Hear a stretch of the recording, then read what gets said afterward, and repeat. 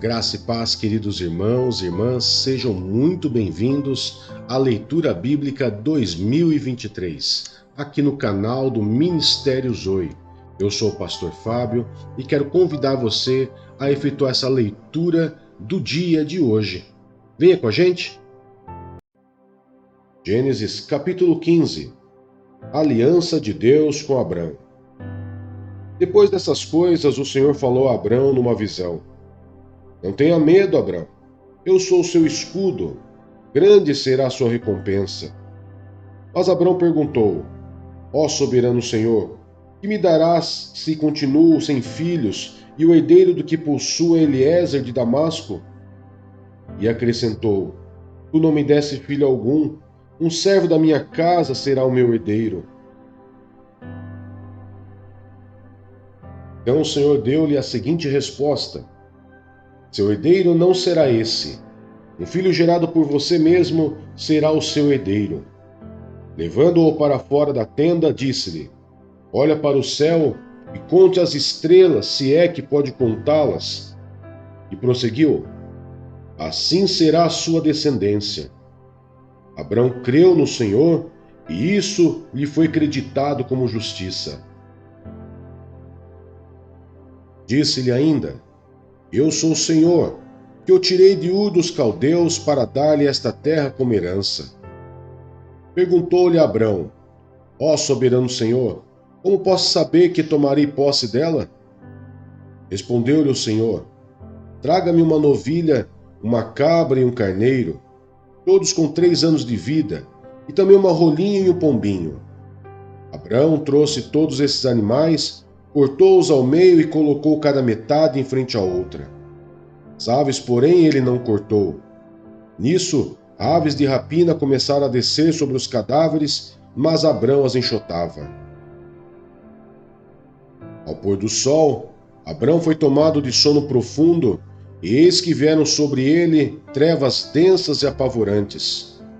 Então o Senhor lhe disse: Saiba que os seus descendentes serão estrangeiros numa terra que não lhes pertencerá, onde também serão escravizados e oprimidos por 400 anos.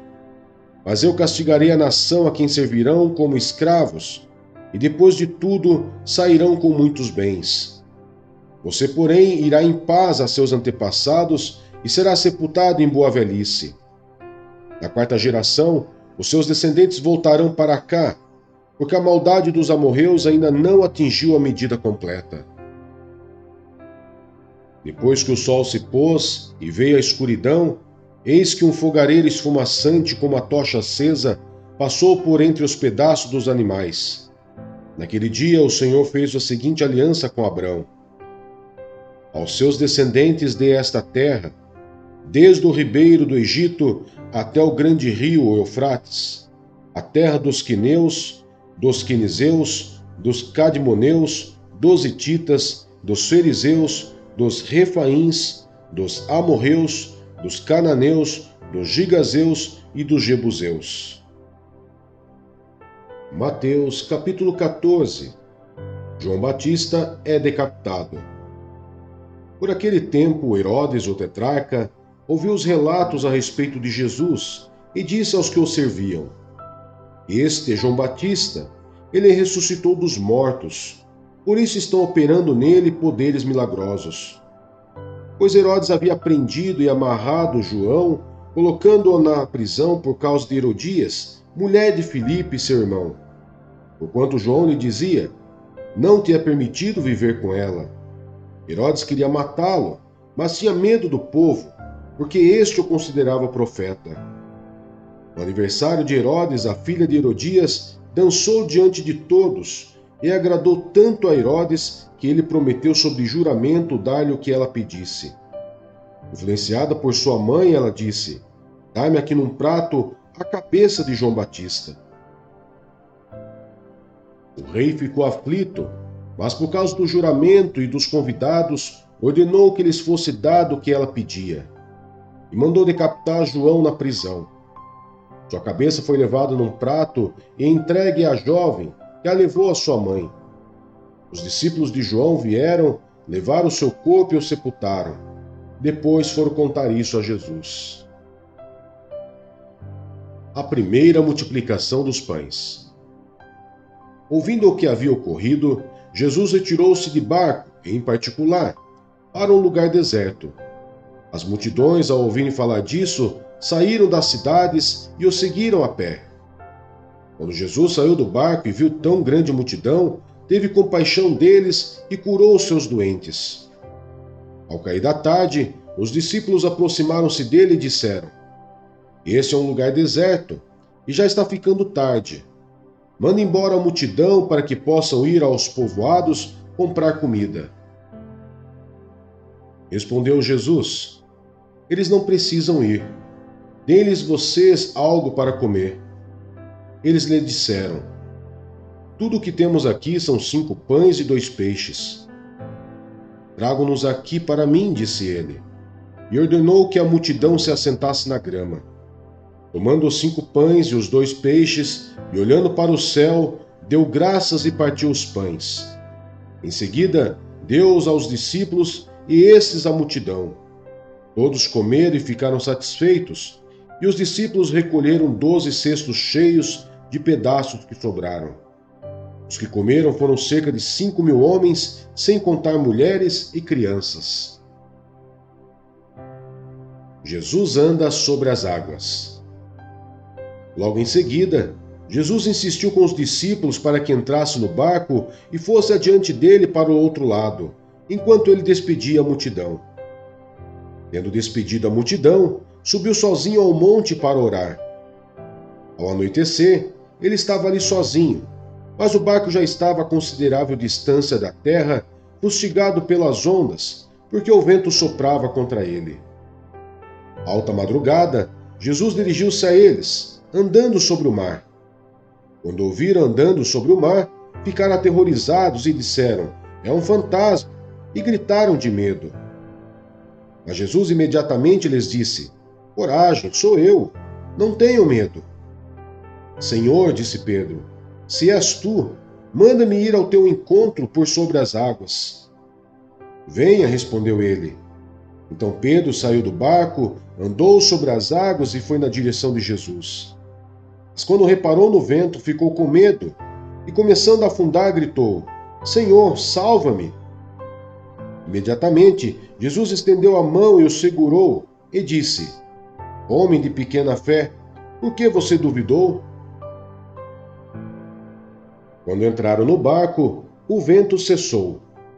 Então os que estavam no barco o adoraram, dizendo: "Verdadeiramente tu és o Filho de Deus." Depois de atravessarem o mar, chegaram a Genezaré. Quando os homens daquele lugar reconheceram Jesus, espalharam a notícia em toda aquela região e lhe trouxeram seus doentes. Suplicavam-lhe que apenas pudessem tocar na borda do seu manto, e todos os que nele tocaram foram curados. Neemias, capítulo 4. Oposição à reconstrução. Quando Sambalate soube que estávamos reconstruindo o muro, ficou furioso. Ridicularizou os judeus e, na presença dos seus compatriotas e dos poderosos de Samaria, disse: "O que aqueles frágeis judeus estão fazendo? Será que vão restaurar o seu muro? Irão oferecer sacrifícios? Irão terminar a obra num só dia? Será que vão conseguir ressuscitar pedras de construção daqueles montes de entulhos e de pedras queimadas?" Tobias, o amonita, que estava ao seu lado, completou: "Pois que construam, basta que uma raposa suba lá, para que este muro de pedras desabe."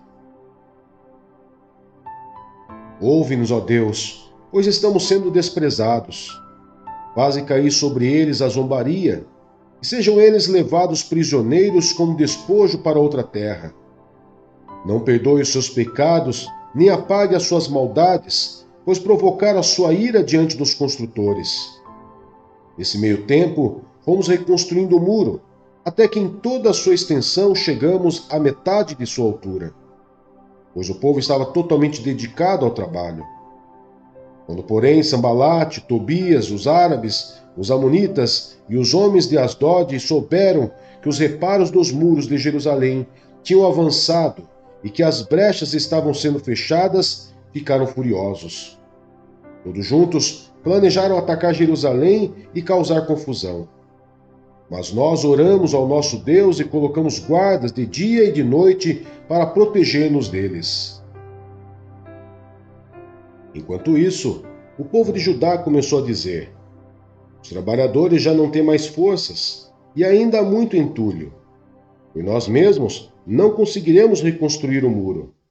E os nossos inimigos diziam: antes que descubram qualquer coisa ou nos vejam, estaremos bem ali no meio deles. Vamos matá-los e acabar com o trabalho deles.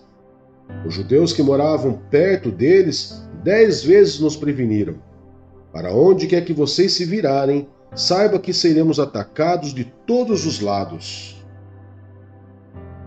Por isso posicionei alguns do povo atrás dos pontos mais baixos do muro, nos lugares abertos, divididos por famílias, armados de espadas, lanças e arcos. Fiz uma rápida inspeção e imediatamente disse aos nobres, aos oficiais e ao restante do povo: não tenham medo deles. Lembrem-se de que o Senhor é grande e temível, e lutem por seus irmãos, por seus filhos e por suas filhas, por suas mulheres e por suas casas. Quando os nossos inimigos descobriram que sabíamos de tudo e que Deus tinha frustrado a sua trama, todos nós voltamos para o muro, cada um para o seu trabalho. Daquele dia em diante, enquanto a metade dos meus homens fazia o trabalho, a outra metade permanecia armada de lanças, escudos, arcos e couraças. Os oficiais davam apoio a todo o povo de Judá que estava construindo o muro. Aqueles que transportavam material faziam o trabalho com uma das mãos e com a outra seguravam uma arma. E cada um dos construtores trazia na cintura uma espada enquanto trabalhava. E comigo ficava um homem pronto para tocar a trombeta. Então eu disse aos nobres, aos oficiais e ao restante do povo: a obra é grande e extensa, e estamos separados, distantes uns dos outros, ao longo do muro. Do lugar de onde ouvirem o som da trombeta, juntem-se a nós ali. Nosso Deus lutará por nós. Dessa maneira, prosseguimos o trabalho com metade dos homens empunhando espadas desde o raiar da alvorada até o cair da tarde. Naquela ocasião, eu também disse ao povo: cada um de vocês e o seu ajudante devem ficar à noite em Jerusalém, para que possam servir de guarda à noite e trabalhar durante o dia. Eu e os meus irmãos, os meus homens de confiança e os guardas que estavam comigo nem tirávamos a roupa, e cada um permanecia de arma na mão. Atos dos Apóstolos, capítulo 14. Em Icônio. Em Icônio, Paulo e Barnabé, como de costume, foram à sinagoga judaica. Ali falaram de tal modo que veio a crer grande multidão de judeus e gentios. Mas os judeus que se tinham recusado a crer incitaram os gentios e irritaram-lhes os ânimos contra os irmãos. Paulo e Barnabé passaram bastante tempo ali, falando corajosamente do Senhor, que confirmava a mensagem de sua graça, realizando sinais e maravilhas pelas mãos deles. O povo da cidade ficou dividido. Alguns estavam a favor dos judeus, outros a favor dos apóstolos. Formou-se uma conspiração de gentios e judeus com os seus líderes para maltratá-los e apedrejá-los. Quando eles souberam disso, fugiram para as cidades licaônicas de Listra e Derbe e seus arredores, onde continuaram a pregar as boas novas. Em Listra e em Derbe. Em Listra havia um homem paralítico dos pés, aleijado desde o nascimento, e vivia ali sentado e nunca tinha andado. Ele ouvira Paulo falar. Quando Paulo olhou diretamente para ele e viu que o homem tinha fé para ser curado, disse em alta voz: levante-se, fique em pé. Com isso o homem deu um salto e começou a andar. Ao ver que Paulo fizera, a multidão começou a gritar em língua licaônica: os deuses desceram até nós em forma humana. A Barnabé chamavam Zeus, e a Paulo Hermes, porque era ele quem trazia a palavra. O sacerdote de Zeus, cujo templo ficava diante da cidade, trouxe bois e coroas de flores à porta da cidade, porque ele e a multidão queriam oferecer-lhe sacrifícios. Ouvindo isso, os apóstolos Barnabé e Paulo rasgaram as roupas e correram para o meio da multidão, gritando: Homens, por que vocês estão fazendo isso? Nós também somos humanos como vocês. Estamos trazendo boas novas para vocês, dizendo-lhes que se afastem dessas coisas vãs e se voltem para o Deus vivo que fez o céu, a terra, o mar e tudo o que neles há. No passado, ele permitiu que todas as nações seguissem os seus próprios caminhos. Contudo, Deus não ficou sem testemunho. Mostrou sua bondade, dando-lhes chuva do céu e colheitas no tempo certo, concedendo-lhes sustento com fartura e um coração cheio de alegria. Apesar dessas palavras, eles tiveram dificuldade para impedir que a multidão lhe oferecesse sacrifícios. Então, alguns judeus chegaram de Antioquia e de Icônio e mudaram o ânimo das multidões. Pedrejaram Paulo e o arrastaram para fora da cidade, pensando que estivesse morto. Mas quando os discípulos se juntaram em volta de Paulo, ele se levantou e voltou à cidade. No dia seguinte, ele e Barnabé partiram para Derbe. O retorno para Antioquia da Síria. Eles pregaram as boas novas naquela cidade e fizeram muitos discípulos. Então voltaram para Listra, Icônio e Antioquia, fortalecendo os discípulos e encorajando-os a permanecer na fé, dizendo: É necessário que passemos por muitas tribulações para entrarmos no reino de Deus. Paulo e Barnabé designaram-lhes presbíteros em cada igreja. Tendo orado e jejuado, eles o encomendaram ao Senhor, em que haviam confiado. Passando pela Pisídia, chegaram a Panfilha, e tendo pregado a palavra em Perge, desceram para Atália. De Atália, navegaram de volta a Antioquia, onde tinham sido recomendados à graça de Deus para a missão que agora haviam completado. Chegando ali, reuniram a igreja e relataram tudo o que Deus tinha feito por meio deles e como abrir a porta da fé aos gentios, e ficaram ali muito tempo com os discípulos.